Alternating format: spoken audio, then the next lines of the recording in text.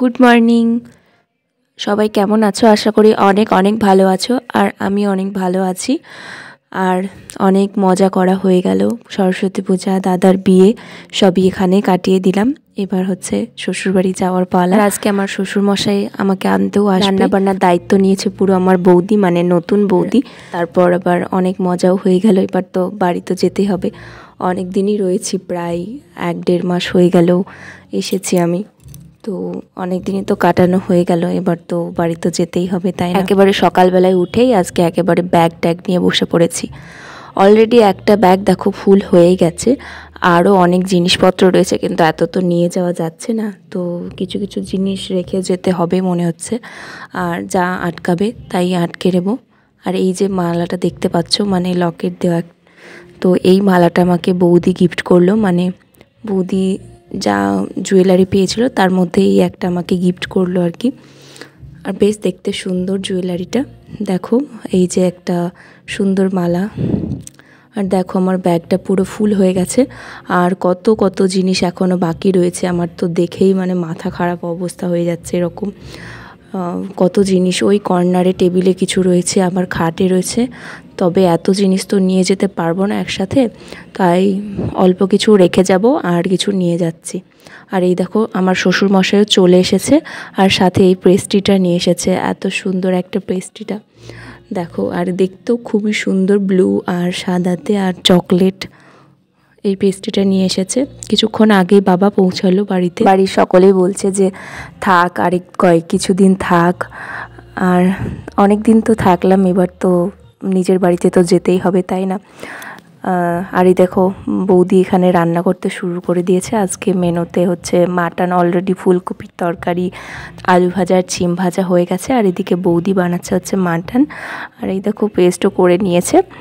আর ওদিকে শ্বশুরমশাই এসেছে, তাই কফি টফি আমি এটা বানিয়ে দিচ্ছি। আর এই দেখো ফুলকপি আলুর তরকারি বানিয়েছে। আমার নতুন বৌদিও খুব সুন্দর তরকারি রান্না করে, মানে যে কোনো সবজি, মাটন চিকেন খেয়েছি তো খুবই সুন্দর রান্না করে। আগের দিন চিকেন খেয়েছি, আর আজকে তো মাটন রান্না হচ্ছে। এর আগেও একবার চিকেন খাইয়েছিল।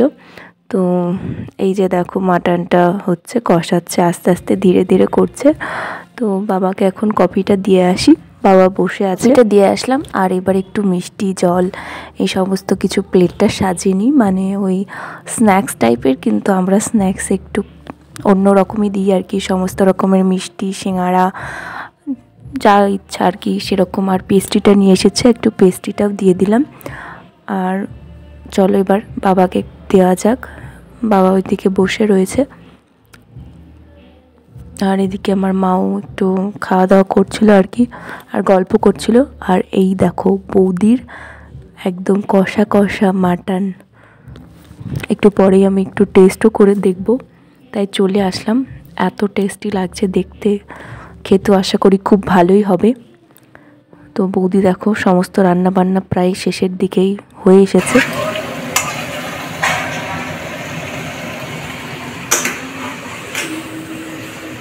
মাংসটা বানানো পুরোপুরিভাবেই কমপ্লিট হয়ে গেছে। তো এখন হচ্ছে আমরা 2 ভাই বোনে মিলে চেক করব, মানে একটু টেস্ট করব কেমন হয়েছে।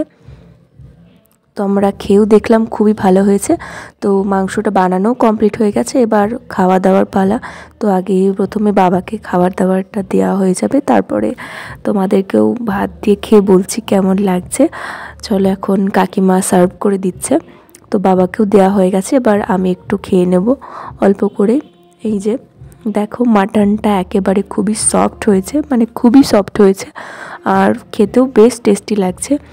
আমার তো ভীষণই ভালো লাগছে। তো এখন দাদা বৌদিরাও খেয়ে নেবে, এবার সবাই একে একে খেয়ে নেবে। তারপর তো যাওয়ার পালার। ব্যাগটা আমার মোটামুটিভাবে প্রায়ই গোছানো হয়ে গেছে। আর কিছু জিনিস তো খুবই নিয়ে যাওয়ারই ছিল, সেগুলো স্কুটির ডিকিতে ভরে দিলাম।